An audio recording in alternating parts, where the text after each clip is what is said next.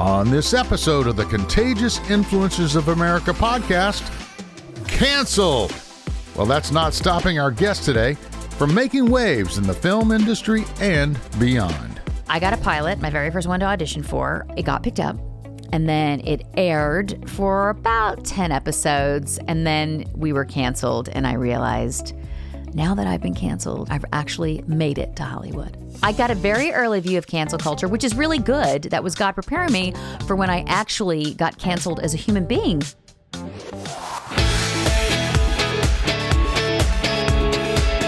Boy, do we have an interview for you today, folks. Leigh-Allyn Baker is in the house. I'm David Sams, and this is CIA, Contagious Influencers of America. Well, you might know her as the mother on Disney Channel's Good Luck Charlie, or maybe from her reoccurring roles on big TV shows like Will and Grace and Charmed.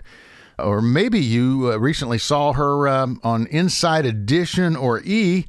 And we'll get to that in a minute because, boy, she can be vocal and she can go out there and fight for what she believes in, and she's going to share some of that with us. So naturally, cancel culture came after her. But it didn't work because she's starring in a brand new film, which is just now hitting theaters, and that's going to be so cool. It's called Family Camp, and it's a faith-based, let's just say Christian comedy.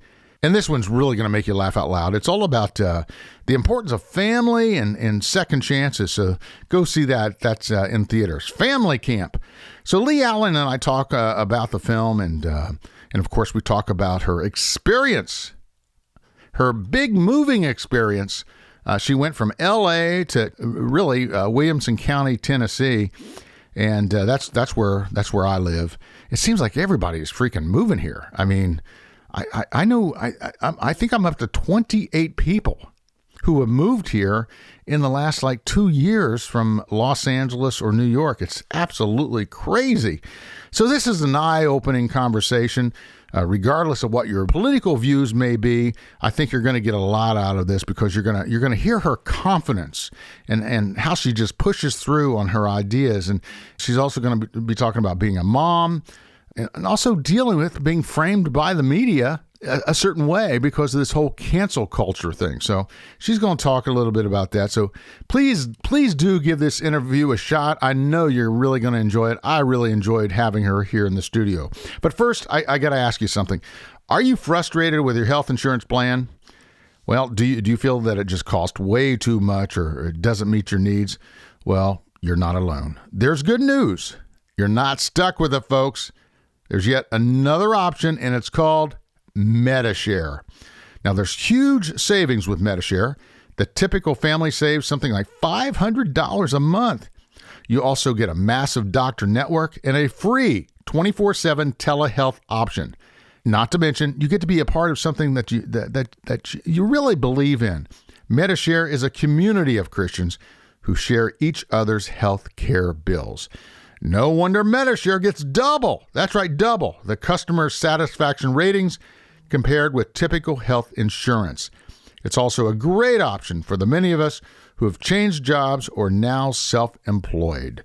Call now at 833-32-BIBLE. 833-32-BIBLE. 833-32-BIBLE. And now, here's my interview with Leigh-Allyn Baker.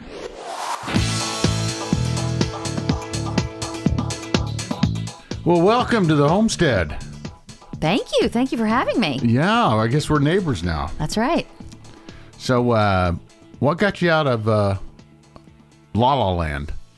Communism. Turns out I didn't like it. Yeah. So I left. Yeah. That guy running the show over there, I think he's kind of crooked. And so I was not going to comply with his totalitarian regime.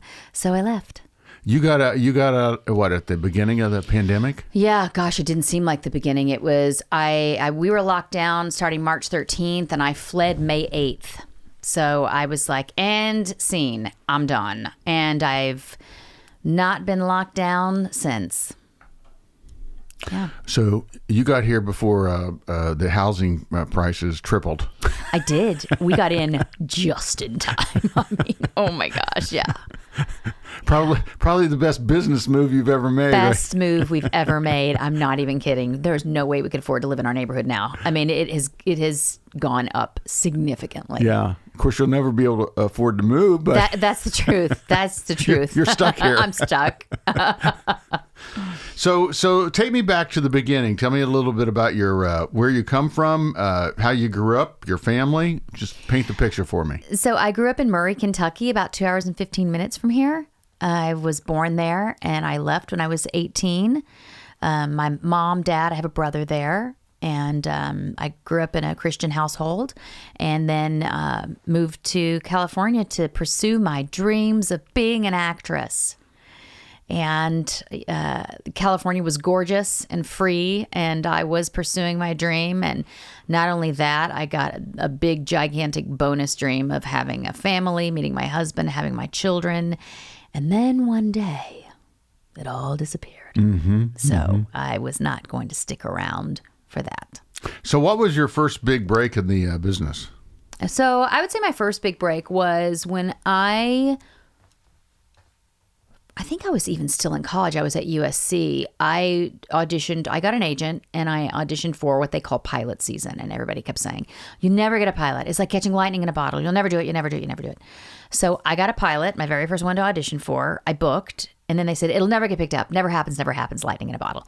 So it got picked up. And then it aired for about 10 episodes, and then we were canceled. And I realized now that I've been canceled, and I've actually made it to Hollywood. Yeah. So you got an early sort of view of cancel culture. I did. I got a very early view of cancel culture, which is really good. That was God preparing me for when I actually got canceled as a human being. Right. Did you know that you can do that nowadays? You can cancel a human being, erase their entire existence. It's like one day they just disappear. They just don't exist. Yeah. Hey, I had that happen on Wikipedia. I used to have this incredible Wikipedia that was up there, and people kept going in and editing it. Yeah. Especially after I chose a particular political candidate. All of a sudden, they went in and started messing with the Wikipedia, because anybody can go into Wikipedia. That's and correct. Do it. Yeah. And they started putting this weird stuff up, and I would go in and my people would change it back. And we had like this Wikipedia war going on for like a month. And then the Wikipedia people caught wind of it. And then, that turned into a whole other thing. And so finally I just said, take it down. Yeah. I can't spend half of my day working on Wikipedia. Right. And 100%. Yeah. So that show was canceled, and then I had a pretty successful career there. I did shows like Will and Grace, which was a huge hit and a very funny show. I did a show called Charmed. I did many, many pilots. And then I guess the big show that I did was called Good Luck Charlie on Disney Channel. And that was kind of a big deal. It was like the #1 show in the world at one point. That's when Disney was a little more Disney. Yeah. I mean, there was a time where we couldn't even show like Teddy, the teenager kissing a boy. We had to hide it with a balloon. Or they were even hesitant about having me kiss my husband on the show. Like it was just kind of like a given that you just keep that out of children's programming, right? Not one-sided or another, but just like it just doesn't belong there, kind of like in schools, right? I don't want sex in schools. I don't think children should be taught that from a teacher. That's something that gets to be taught in the home and decided in the home. For me, it's not about gay, straight, this way, that way. I don't want any of it in school, because in school, their job is to teach them academics. That's what school is for. You start getting into the other things, and now it's a political government indoctrination camp. It's not a school. That's my beef with the whole situation. So what can we do about it? You're going to have to go to your school board meetings. I hate to offer you that advice, because I went to the big Williamson County School Board meeting, and it went viral, and it was all over Inside Edition and everywhere else. And they, of course, showed me happily walking out, because I simply had to get back for dinner, and said I stormed out. So they're lovely at their editing, right? And then after that, I was labeled a domestic terrorist. So I don't want to encourage folks out there to be a domestic terrorist like myself. Are you nervous sitting with me here? I'm very scary and intimidating, all 5 feet of me. My feet literally don't even touch the floor right now when I'm sitting in the chair. They're dangling. But people need to go to school board meetings, and you need to get on top of it, or you need to get your kids out of school. I know it's hard. No one likes the idea of homeschooling. It's very scary, but I assure you there are books right now that make it so easy. I am actually very good at math now. I realize that they just didn't know how to teach me, but Saxon math is brilliant. And every day I would teach my son something, and my husband would come home and I would say, "You won't believe what I learned about fractions. How was this kept from me?" So there's ways to do it. And I know there will be people out there that say, "But I have a full-time job." Guess what? When you homeschool, you're not confined to certain hours. If you want it bad enough, you will find a way. Have a co-op. Have the children go from house to house in this co-op. It's not just private school is not your only option. You can have learning pods. There are ways to make this work. And I did it when I fled Los Angeles. Then it was immediately I jumped right into homeschooling. And you can figure it out, I promise you. But this indoctrination of our children, it's preparing them for a cultural revolution. You're telling Black children that you're a victim and that the only people that aren't completely against you and out to get you are the ones that look just like you. They're telling white children that you are born an oppressor and an evil human being. Who you were born as is inherent evil. It is to separate and segregate and cause racism right before our eyes in the name of anti-racism. It's really what it is. It breaks my heart, you know. These are young kids who most of them don't even see color. Like they don't even see it. And now we're teaching it to them. It's heartbreaking. So how do you got out of LA, you moved to Tennessee before the several 100,000 or million other people moved over the last 2 years. It's unbelievable. The growth that we have here and the traffic that's coming with it. But what and you're very vocal about your stance on things. So how does this impact your career? Well, I was canceled because when I was filming the movie Family Camp, actually, we were filming in Oklahoma, and Oklahoma was one of the first states to open up again. And so we were clear to go. It was all hands on deck, totally clear. And so we started making this movie, and we were filming out in the countryside at a camp. There's no cell reception out there, none. So when I went to work, I actually really focused on work and the people I was working with, and I wasn't on my phone 24/7 because there's just no reception. I just couldn't get on Twitter to find out what was going on in the world. So the last night that I shot, I get my kids in the car and we drive 10 hours back to Kentucky and Tennessee area. And as I'm falling asleep, I see a picture of Joe Biden with a black mask on. And all it says under it is he tweets, "Wear a mask." And I just, as I'm falling asleep, tweeted, "No thanks, that's an overreaching suggestion, but that's not a law. It's an overreaching suggestion, but you do you." I'm not kidding you, 5 minutes later, my phone is just blowing up. And I'm thinking, what is going on? And then I'm getting these texts like, "You're a nut, you're crazy." And then other ones of, "You're a hero, you're so brave." And I was like, oh no, how am I brave? What have I done that is brave, you know? And I did not even realize there was this big mask debate going on. It just seemed to me nonsensical. If you want to wear a mask, wear a mask. If you don't, don't. Like, I just didn't get it, right? So I was canceled immediately and labeled a racist who think Black lives don't matter.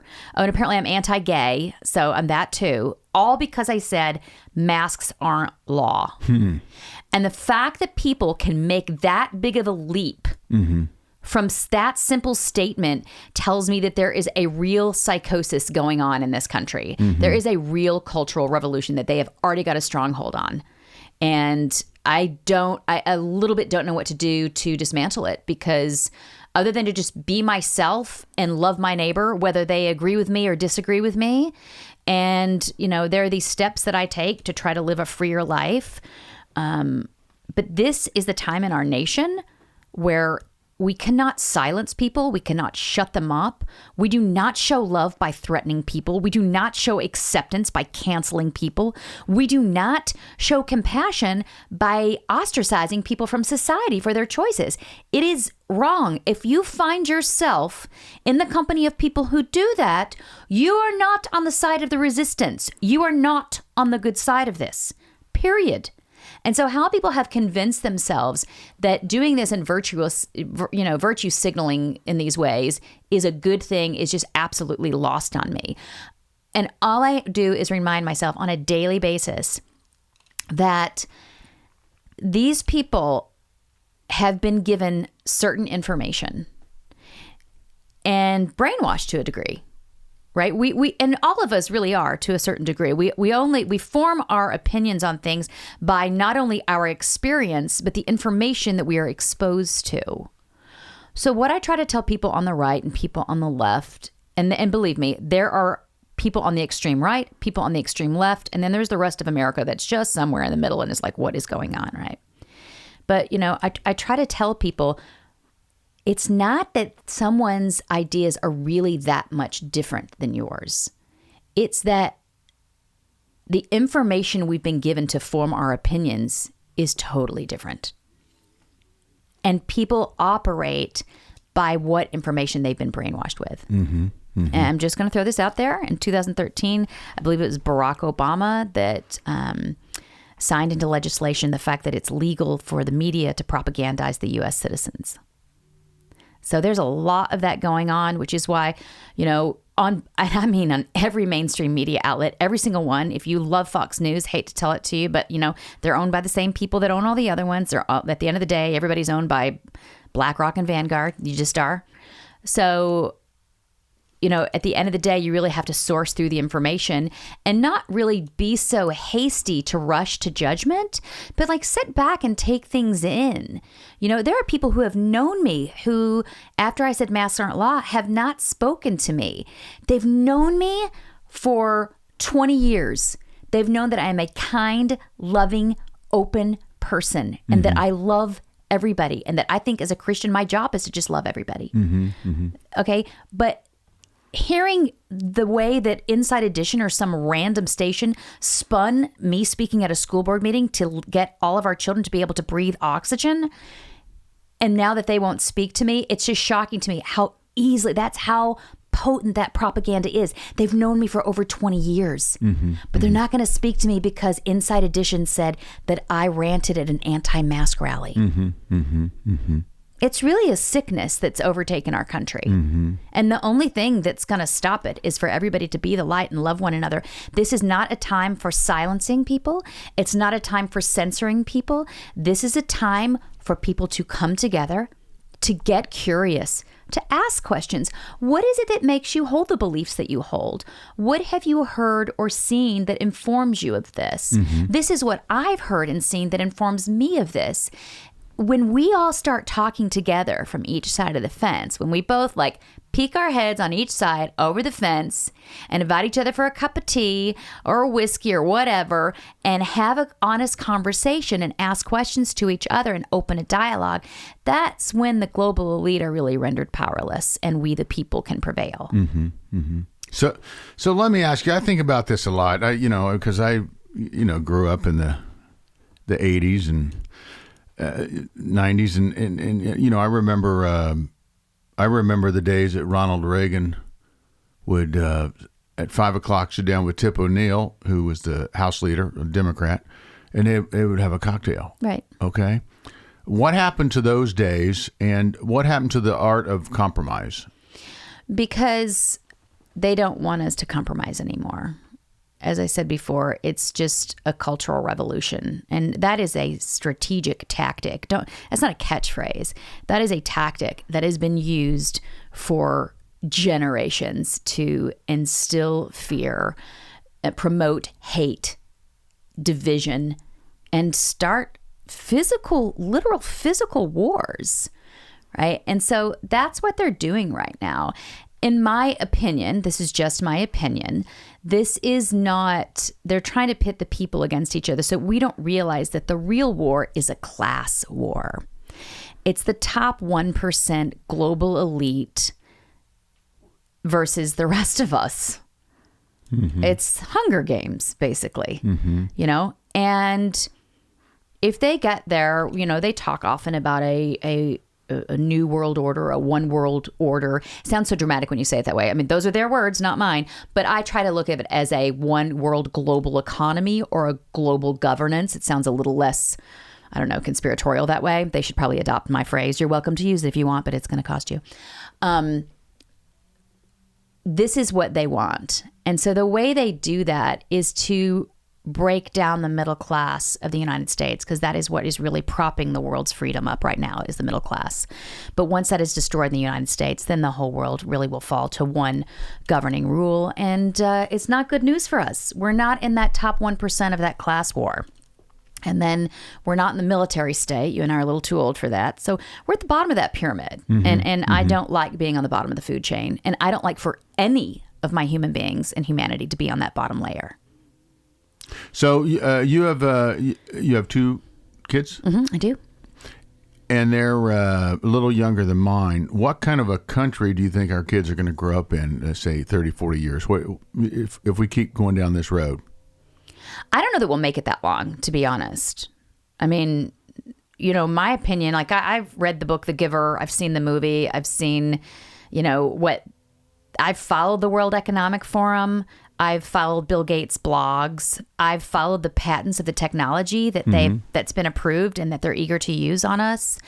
And so I don't know that it's going to actually get that far to where our kids will have that much time, honestly, unless people wake up and wise up. The slogan of the World Economic Forum is you will own nothing and you will be happy about it. Well, let me just tell you something. If I don't know my home that I worked really hard to pay for, I'm not going to be happy about that. Let's take everything away from George Soros and Bill Gates and the Rockefellers and the Rothschilds. Let's take everything away from them. And then in 5 years, if they're still happy about that, then they can get back to me and we'll talk about it. The other thing that Klaus Schwab likes to talk about is that they have this technology that doesn't change what humans do. It changes who you are. And he's very excited about that. And his little henchman likes to talk about how the human soul has now been hacked, that there's no more soul or freedom of private thought. That is now a hackable commodity. And they're very excited about that.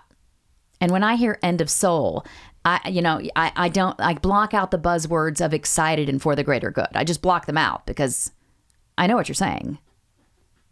So do you think that you'll ever get a call again from Disney or from maybe, I guess ABC is Disney, right? No. No.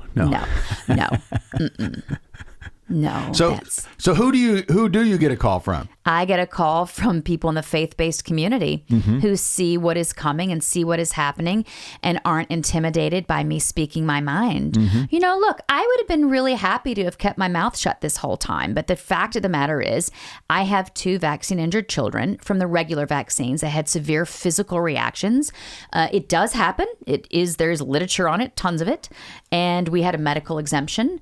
And so they, in California, passed a law to ban medical exemptions for children who had them and call them basically collateral damage for the greater good. So then you come out with a pandemic where everyone's saying everyone in humanity needs to be vaccinated. Well, now I've gone from someone who would mind my business and keep my mouth shut to a warrior on the front lines, not going to allow them to kill my kids. Well, that's good. So let's talk about Family Camp. Okay, because that's coming out here. Tell me about that film and how you got involved in that. So I had auditioned for Family Camp before COVID was introduced, and I had gotten the part, and we were supposed to film right around in April, right after lockdowns happened. And they said, we can't shoot it. Oklahoma's not even open to be able to shoot. And then as soon as the state was open, it was game on. And I am so blessed and fortunate, and I feel like God was really looking after me to give me this movie. And tell me about the film. What's it about? So the film Family Camp is about, first of all, every person that's in the cast, if you ask this question to, they will always, I love this about actors, they will always tell what the story is about through their character's eyes. So Okay. I'm going to be no different right now. It's about a woman named Grace who really feels like she is losing her family. Her daughter is always on her cell phone. The son wants to play video games. The husband is always trying to wheel and deal and work with business or golf. That's all he wants to do. And one day she's sitting at church and here comes her husband clickety-clacking with his golf cleats on, late to church again. And he sits down next to her and he apologizes and says, "I'm so sorry. How can I make it up to you?" And just then the pastor is talking about family camp, church camp for families. And she says, "We're going to go to that camp." And so what happens is he does not pay the bill in time. And so when we actually drive to and arrive at family camp, we realize they don't have a room for us and it's booked. So we end up sharing a yurt with what our family describes as a very overly religious family. So it's very comedic, this movie. I kind of describe it as Faith Meets the Great Outdoors, that movie with John Candy. To me, this is a very great outdoors movie. And just how it's got a great message and how people find their path, but also how bumpy and rocky all of our paths are. And that's where the humor comes in. It doesn't laugh at God. It doesn't laugh at Christ. It doesn't laugh at religion even. It's laughing at humanity and our faulty ways to find our footing to faith. So how does that apply to you? How did you find your path, and what was the biggest bump that you faced along the way? So I grew up in a Christian household, so I was always a Christian, but I will say that I didn't necessarily have a close relationship with Christ or with God. I would pray now and again, and I would be, ask for help and guidance, but it was really more of a Santa Claus God, asking for my list of things. And I really had never been taught that Christianity is relationship-based and not rule-based. As you can see by meeting me, I'm not one who's apt to follow rules all the time, as much as I may try. So I mess up a lot. So I just felt that there was no way I could really be good enough. And honestly, a point that really changed me was when I fled Los Angeles overnight with my kids. I felt God telling me it was time to go in that moment. Like I left the next day with my children. And I feel like I just ran back into the arms of Jesus, and that my reality had been so shaken. And now I get to, because I was so shaken and so broken, find comfort in his arms. And now I went to a Bible study and we were doing this study together, and they were talking about how you are loved by God, not because of how good you are, but because of how great he is. And I was like, whoa, that is a lot of pressure off my back. Why has no one told me that? Somebody buried the lead. Like, why did I not know this after all these years? And then everything just started rapidly to fall into place. And certainly doing this movie Family Camp is another big piece of the puzzle that really led me back and to my roots and being close to God. There was just something different about doing a film with people, and I would say Christians because it is a Christian movie, but I'm sure there were people of no faith, people that were Jewish. I'm sure there were different people on the crew, and everybody just loved each other and got along. And I was just in a time in my life that was so tumultuous. I was just landed on solid ground. I don't know how else to say it. Is I took a step out of Los Angeles and I landed on solid ground in Oklahoma, and I was just greeted with loving, open arms, and people prayed for me. And I was so shocked by that, to be honest with you, that people would say, "You know what? You've been through a lot. I'm going to pray for you if you don't mind." And I thought, really? Like, that takes time out of your day. You're going to like say a prayer for me? And I called my husband and I said, "You're not going to believe this. People here are praying for me. And here's the crazy thing. They mean it. Like, they're actually going to do it." I was so touched by that. And it really just, I guess I was changed also by seeing people lead by example. It's true. It's not hitting people over the head. It's leading by example. You have a lot of confidence. How have you always had that? And what do you do to overcome fear? I have always had that, and I don't know why. I don't know what it is in me that I feel like there's sometimes a direct line between what I'm thinking and feeling in my mouth. Like, it all kind of comes together. I'll tell you why I'm not afraid. Because I'm just not. I just believe my heart is good. I feel it. I feel that my heart is good. And I would never do anything to intentionally hurt anyone. And, you know, my dad always says there's a booger in every bush. And I'm sure there is, and a boogeyman too. But I just don't care. I'm not going to let anybody stop me from walking my path. Mm-hmm. Because I believe in it. I'm confident in it. You know, the Bible says, do not be afraid 365 times. That is one for every single day of the year. Like, surely people can find their brave for such a time as this. I am truly astounded that people are so afraid during this time. And I'm just have peace that surpasses all understanding. And I've got a fire in my belly. And I want to live freely. It's who God made me to be. I won't submit to anything less. I won't. Mm-hmm. And, you know, people are like, aren't you afraid you're going to get killed? Sure, I've had death threats. Yes. If this thing goes upended, yes, I will be drug out of my home, I'm sure. Mm-hmm. Mm-hmm. But so will everybody else, just after me. Mm-hmm. Do you know what I mean? I'm just very confident in the fact that I'm on the right side of history, and that as long as I have love for my fellow man in my heart and the best of intentions, that I'm on the right path. How does, when you and your husband get in an argument, how does he ever win? He's an attorney and he still doesn't win. I let him think he has the victory for just about 10 minutes. And then I walk away, and then I come back with point A, B, C, D, E, F, G on why he is wrong and I'm correct. Oh, that's good. So living here in Williamson County, Tennessee, what is the big difference that you find in the culture here versus Los Angeles? Okay, so first of all, the culture here is much more free. I mean, guys, in Los Angeles, I just want to let you know, like, it has been free here the whole time. Like, life is normal. And people in Los Angeles have really convinced themselves that the virus is just somehow more potent there. And so therefore they have to stay indoors and be hidden. But it's not. That's not how viruses work. It's just free here. It's a different in governance. That's the big difference. That's it. Mm-hmm. But I would say that it's so much prettier here. There's so much land and sky and greenery and cows and farm and beautiful, kind, loving souls. There are beautiful, kind, loving souls in Los Angeles too. Mm-hmm. There really are great people there. And there is a different beauty topography wise. But it's a lot of concrete and it's a lot of busy. Mm-hmm.